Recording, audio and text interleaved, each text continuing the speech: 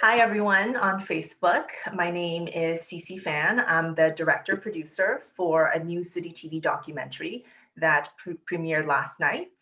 It's called VeraCity in their own words. It tells 6 stories of systemic racism from across Canada. And joining me today for this Q&A are 2 people who were profiled in the documentary. We have Adora Nwofor, who is the only Black woman comedian in Calgary, as well as president of Black Lives Matter, YYC. Hello. We also have Kirk, Kirk Myrie, who from Toronto. He lives with sickle cell disease, which is a blood disorder that predominantly affects Black people. We were supposed to have a third guest with us today, Daryl Contois, who is a volunteer searcher in Winnipeg. However, an emergency has come up. Someone went missing after going skidooing in Winnipeg. So Daryl is out there, using his training, his experience to search and hopefully bring some good news back for the family there. So best of luck to you, Daryl. But here I have Adora and Kirk. Thank you so much for being here today and for being part of our documentary. Thank you. So before I start with the viewer questions, I kind of wanted, you guys both saw some or all of the documentary last night. What were your first impressions? Adora, you want to go first? My first impressions were, how did I get lumped into all of these great people? Because I like to lead with humility, and thank you, Daryl, for continue. Like, the work is so important, so I want to thank him for that. And yes, please come home safe and bring everybody on your team, as well as that missing person, home safe. But I thought great stories, and these are the stories that I knew were happening, but didn't really hear on the news. I didn't really hear them outside of specific communities. Even when people were talking about them, very often they were ashamed of them, whatever the situation is. Sometimes it's health, sometimes it's your situation. I know me, and very often there's shame associated with being a comedian, because that's not what my mommy and daddy wanted me to be. And activism, there's a lot of pushback. So a lot of time people will, separate from you because they don't know what the right side of history is. And I feel like I am leading the charge with many others to stay on the right side of history. Kirk? I found it to be very moving.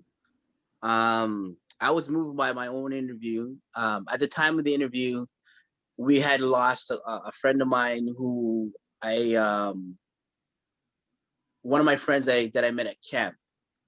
He had recently passed away from sickle cell. We went to a camp, Jamoke Camp. It's a camp where a lot of people with sickle cell go, to kind of shed some light and bring a smile on everybody's face, because people with sickle cell don't always have an opportunity to have a quote unquote healthy, normal life. So to be at camp was fun, and to make friends was fun. So when he passed away, he had passed away probably within that week. And then it was also Prodigy of Mobb Deep.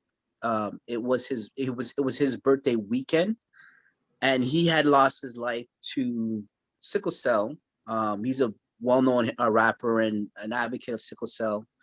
And his birthday was around the same time. So I was just like, okay, there's a lot going on. We got COVID going on. I'm a new father.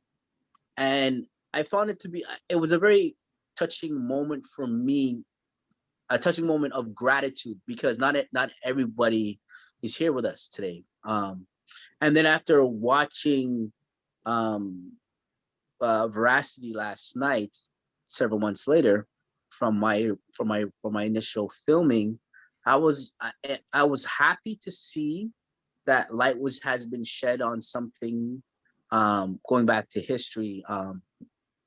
They always say that history is written by the victors. So there's a lot of stories that are not being told. And I'm grateful that our story is being told, and I'm grateful that we will be victorious in our fight. I commend Adora for doing all the work that she's done out in Calgary, and when I was watched her piece, I was like, that's a tough crowd. I mean, she's working rooms and she's bold, she's powerful, she's taking no ish from nobody, and she's being very honest. She's giving you, it's kind of like why Dave Chappelle is so impactful, because he'll give you the truth, but he'll wash it down with Buckley's and a little bit of honey. So it's like you get that sour taste in your mouth, but you know it's good for you. And then just to hear and highlight all the communities across Canada, the Asian community. I don't want to mess it up. I think it was the Japanese community coming to Canada or in Vancouver, and seeing how people are treated in different and various communities, and what happened in Quebec and with that professor. I mean, it to me. There's a little cynicism, because I don't always like. I'm very optimistic, but it's so funny how Colin Kaepernick was preaching this, and he was ostracized, and now it's kind of like it's the it factor. Like everybody wants the flavor of the month. So my cynicism is, when is our 15 minutes of fame going to be up? When will they move on to something else? So for now, I'm happy, and given this amount of time that we have to speak our piece, I'm hoping that we could create change, inspire change. And the kids generation, the Y generation, the social media generation, they're doing a lot. If it wasn't for them, we'd probably be running the same monotonous loop, and we shouldn't be in those loops. Cool. I feel like those generations that are coming up, like a force of nature, it's because their parents were also doing the same, but not getting this type of exposure or support. Because those kids did just decide that, but en masse they're getting support. So I want to thank the trailblazers that are before me. Before, yes. Like I've led the most people in protest in my city's recent history. I'm just gonna say, Put it out there. And that was not my plan, but my father started the Nigerian Canadian Association of Calgary. He's the first president. Wow. People, and I mean, I remember when I was young, some of the things that we were doing as a family that people did not necessarily agree with, and I like my parents are now like, hold on, we're proud of you. What is, because they kind of dropped it because there was so much pushback. And I'm so happy to see that there is support for this new day. I don't have any optimism, to be honest, because I feel like I've seen this. I've seen it be the trend. I've seen it be popular, but I'm not stopping. And I know that my kids aren't stopping. If people think that I'm too much, well, my kids are coming right after me. Right? I could not be any more proud at how, I have an adult child, how he navigates the world. He is biracial. He is very light. So, in my family, we go together, we don't match. And he wears his afro. Like, he's not cutting it for nothing. He only pass for 3 seconds. He wants to protect Black women. I have twin girls. They're 13, and they don't owe anybody beautiful. And some days that's a problem. Only because, some days you want to like put it together and get one nice family picture. But I'm really impressed with how the youth have said, we're not accepting this. And every time I hear some old folk talking about how, the young people aren't doing what's right. You used to be those young people who weren't doing what was right. That's the whole point. That's how Yeah. we evolve. Please keep doing it, young people. Yeah. I'm going to be the old person in the group trying to figure out how I'm messing it up and how I can get the rest of the old folks to do what's right. Mhm. Thank you, Adora. So we need to have our young people to have that teen spirit, and we need our older people to have that George Clinton spirit. Like you're only getting older, you're not old. You know what I mean? I see you. The blue here, the anti-racism is like pink only because I'm weird. I'm just finding it. Thank you, guys. So now I'm gonna bring up the first viewer question. It's a viewer question from Sandra, and it's for Kirk. She says, Kirk, have you come across Black doctors or nurses in hospitals? Do you see a difference in how you're treated if the person is Black or BIPOC? So this is referring to the fact that obviously you've faced lots of poor treatment at hospitals when you go in. Good question. I think it goes back to to education. It goes back to me going to school. I haven't seen many Black doctors. I remember in school there might have been 3 or 4 Black teachers. Is there Black doctors? I don't know. Like I know we've done so much, and the record books say that, and there's all these patents that were stolen from Black doctors and things of that nature. So I know that we are out there, and I know what we're capable of.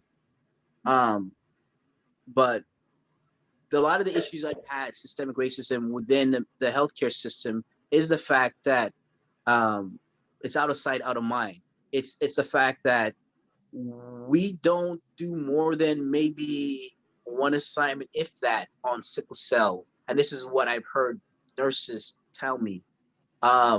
There's no awareness. There's a lack there of need to. It's like, okay, well, you guys might have something that affects a lot of the population, but we're just not going to study that. We're not going to do the research. We're not going to care. So if that's how it is, learning about diseases that affect BIPOC people of color, how would you implement having doctors in that same system, like Black doctors or biracial doctors, or sorry, people of color, BIPOC? So it's like, it's an uphill battle for everybody. Everybody has to go through that. And I can recall seeing a few specialists from various sickle cell groups that I'm a part of, the Sickle Cell Association of Ontario, and stuff of that nature. And when we were with Taibu, where we would have doctors from England or nurses or from Atlanta who were people of color, and they spoke about our plights and about services and things that we need. And if you don't have a compassion bone for what's going on, we are SOL, because we don't have enough advocates, and we don't have enough people fighting for us during this time, and it shows in the healthcare system. Like, I mean, don't get me wrong, there are people who do help, but there's not enough. It needs to be more normalized. That needs to be the norm as opposed to the exception, right? Yeah, totally. Can I jump in there? I feel like, Kirk, yes, there are doctors. Are they allowed to practice in Canada? There are lots of Black doctors. Many of them are doing service jobs. Many of them are driving Uber and taxis, or they are, doing healthcare.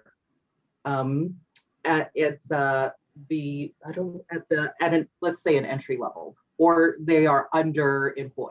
Yeah. So we know that that's a thing. We also know that when we create groups, that advocate to center Blackness. Those groups are underfunded.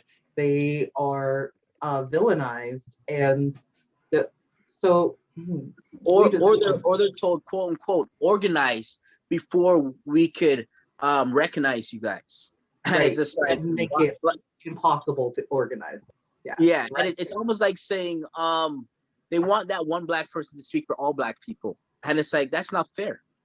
Right, because we are not a monolith, Mm. and there are many versions of Black people, and this is part of why sickle cell is difficult to navigate. It's because they're, for instance, I'm Nigerian, Jamaican, and born in Canada.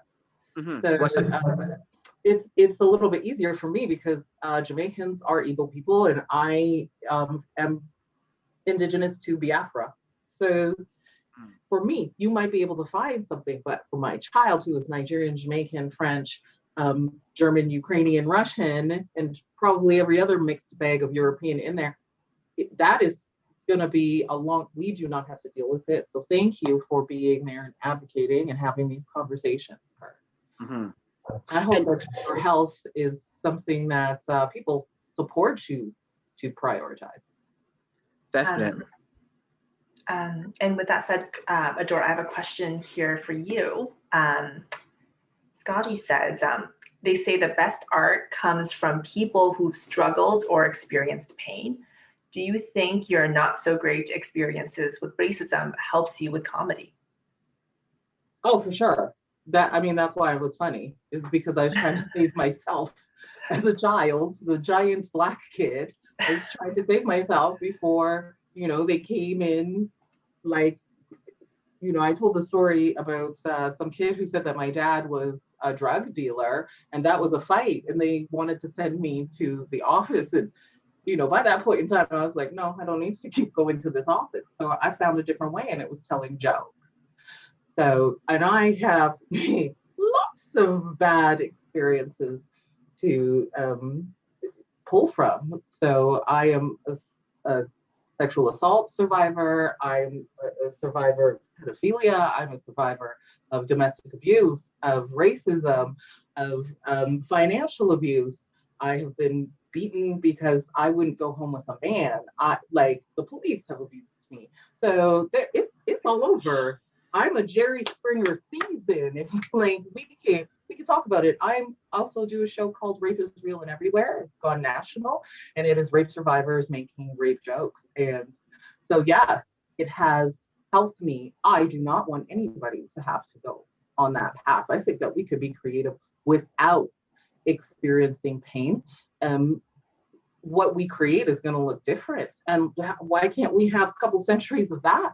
Why can't we have a couple of centuries of creating from, you know, being whole and healthy and happy and having an experience that is supported?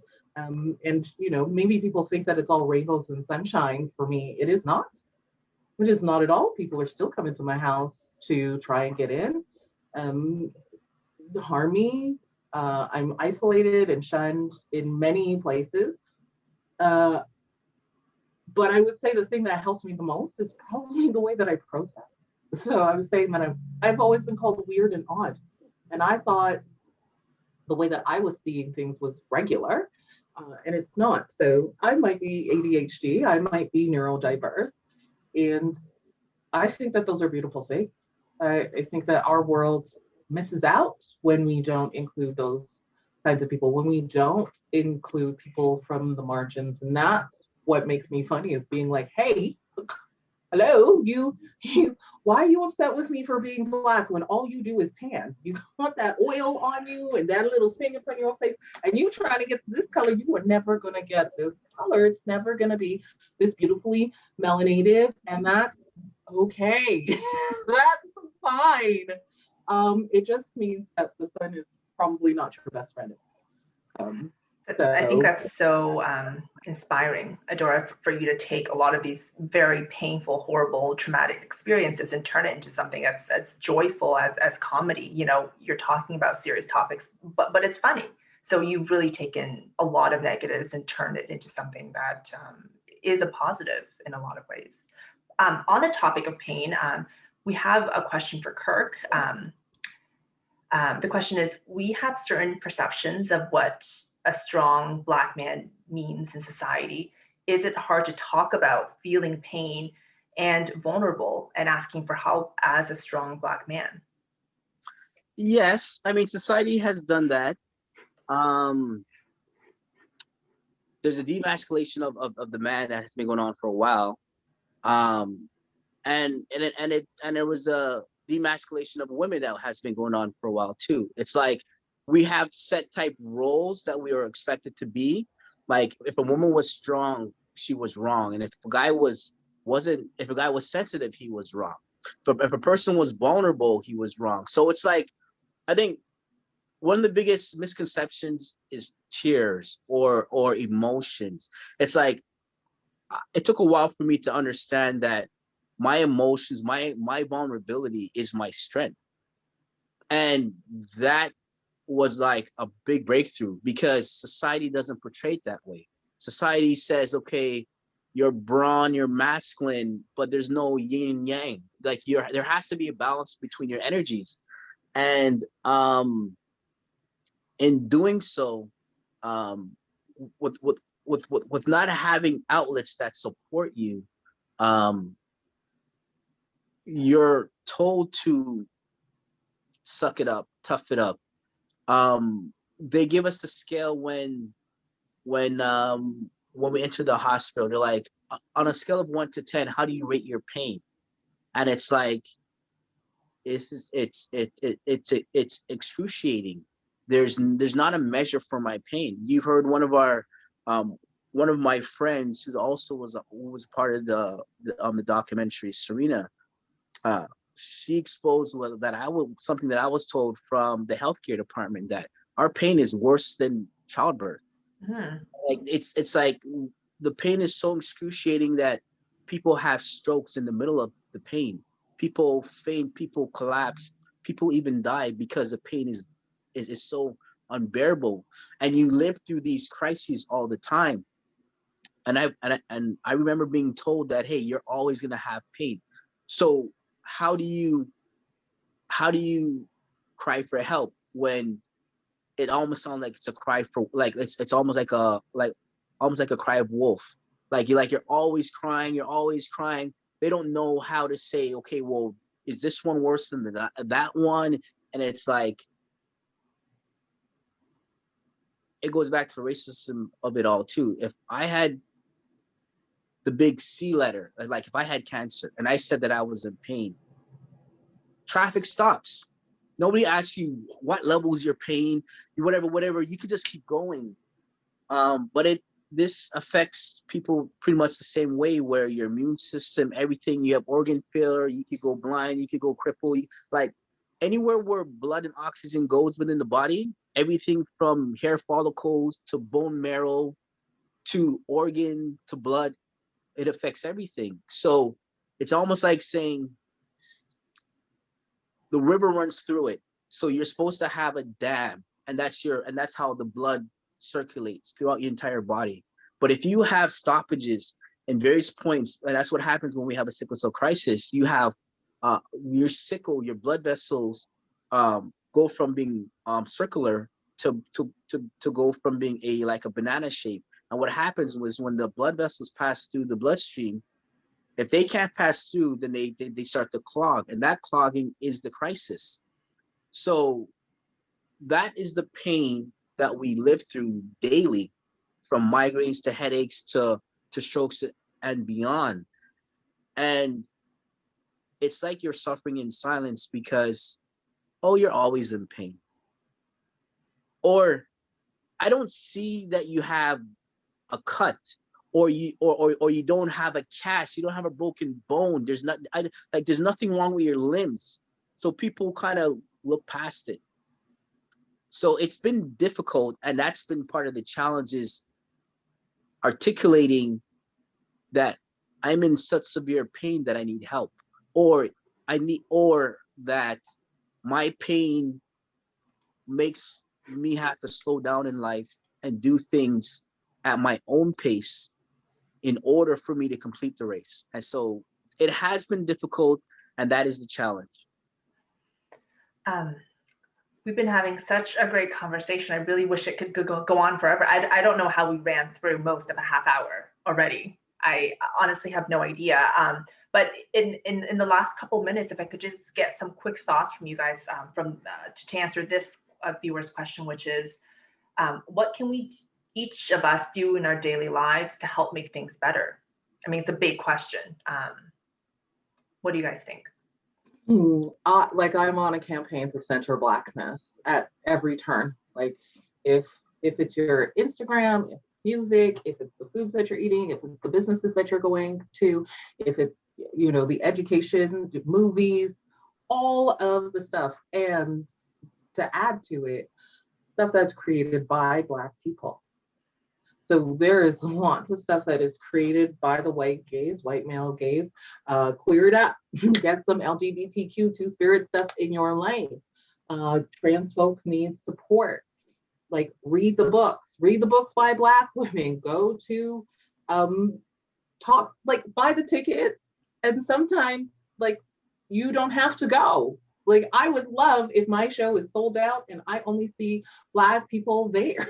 Or give the ticket to another Black person, not because I don't want white people at my shows, but because every show I go to is full of white people. Everyone, every single one, and I love it. And I've been going to comedy 11 years, but it feels different when I get to be in a space full of Black people. When you see Black people, mind your business. But it's not your business. Whatever they're doing, it's not your business. If you do want to be included, ask if you can be included, and then don't be upset. My number one tip, be humble. If you are not Black and you're speaking with a Black person, if you are not Indigenous, speaking to an Indigenous person, a person of color, just be humble. Going into that conversation, you are going to learn something, whether you like it or not. Your feelings are not number one. No. So I feel like I'm happy to have any conversation. If you want us to talk about your feelings, I charge extra. Kirk? I would agree. There's a lot. She said, Adora, you said you pretty much hit it out the park. Don't walk in with the ego. Be humble, and have genuine empathy. Like, if you don't have those emotional intelligence to understand that it's not about you in this moment. Like, there's a lot of people who hate that the Black Lives Movement is going on. That's why you have All Lives Matter and all these things. It's like, well, you're actually exposing yourself right now. We've currently, for 400, God knows how many years, have been dealing with the unbalance, the injustices, and Black people for the longest time. It might have been even a couple years ago, like maybe a year, maybe 2 years ago, Black people felt self-conscious to even congregate, to even talk about issues, because you got to worry about somebody's watching or listening. And that's just the Jim Crow effect of how it has passed over and it's carried over, that it's like, it's psychological, where the Black empowerment, the Black experience should not be altered, or it should not be kind of sort of paused, or even like everyone should be able to love themselves, and not have to address someone else by saying, hey, well, I love myself and I love my people. And it doesn't mean that we're wrong for loving ourselves. And it doesn't mean that we're any different, or we love anybody else differently. It's just the fact that we have to take time to heal from within. And we're asking the oppressors, known or unknown, to come to these tables, hear us, and make the necessary change so that this world could be better for all of us. Like, how are we going to have Black doctors in the room if you don't allow for our communities to have Black doctors, or if you don't allow for the immigrants who have to come here and do jobs that are below what they've done in their own countries, to not come here and have an opportunity to quickly take a test and then get retrofitted into our society and then help out their communities. Because what makes Canada great is our melting pot. Like, if we have a palette and we only use one color and you have all these other colors here, your picture doesn't have all the vibrance that it can have. So a lot of people, when people are racist and things of that nature, they're doing themselves a disservice. Like there's more to be gained with us rather than us being shut out. That's very well said. Thank you so much, Adora. Thank you so much, Kirk, for being a part of our documentary. You know, for being here today, answering questions, for your honesty, and for your vulnerability. You know, you really let us into your lives, spoke about some very, very personal issues. So thank you so much for that. Thanks for the opportunity. Okay. Thank you. And thank you guys for watching on Facebook. Have a great rest of your day. Thank you guys.